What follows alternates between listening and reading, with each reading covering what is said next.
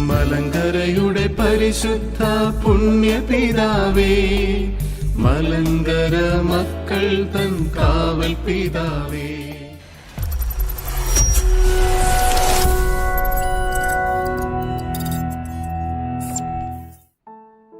प्रिय भाई और बहनों, क्रिस्त के नाम पर आप सभी को नमस्कार और आशीर्वाद। आज मुझे आपके साथ एक महत्वपूर्ण विषय पर चर्चा करने का मौका मिला है और वो विषय है नई दाख की बारी की ओर बढ़ना, which means walking to the new vineyard. दाख की बारी के बारे में बाइबल में कई बार बोला गया है। यीशु स्वयं कई बार इसका उपयोग कर चुके हैं। यह एक ऐसी जगह है जहां पर परिश्रम होता है, फल आता है और परमेश्वर की इच्छा पर होती है ये सारी चीजें। नई दाख की बारी की ओर चलना मतलब है एक नई दिशा की तरफ बढ़ना। जब हम इस प्रकार से साहसी विश्वास की बात करते हैं तो हम कैसे भूल सकते हैं ईश्वर के सेवक आर्च बिशप मार इवानियोस। उनका जीवन केवल एक मिशन नहीं था, वह एक चलती हुई प्रार्थना थी।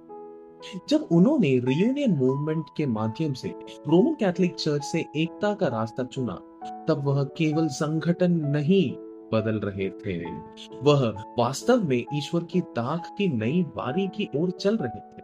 उन्होंने प्रसिद्धि, सुविधा और यहाँ तक कि सामाजिक स्वीकार्यता भी छोड़ दी, सिर्फ इसलिए क्योंकि उन्होंने ईश्वर की आवाज सुनी और उस पर विश्वास किया।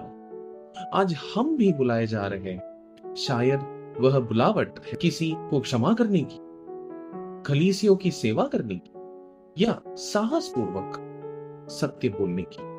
जैसे मार इवानियोस ने ईश्वर पर भरोसा किया, वैसे ही हम भी बुलाए जा रहे हैं पुराने आरामदेह जीवन के बाहर निकलकर ईश्वर की योजना के अनुसार चलने के लिए।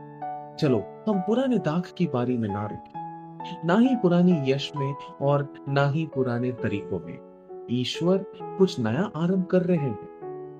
फसल तैयार है और वे हमें आमंत्रित कर रहे हैं, सिर्फ दर्शक नहीं, कार्यकर्ता बनने के लिए।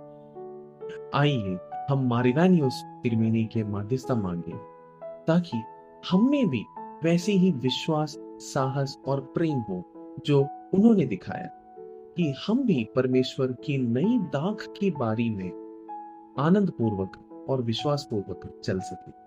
आप सभी को धन्यवाद। ईश्वर आपको आशीर्वाद दे।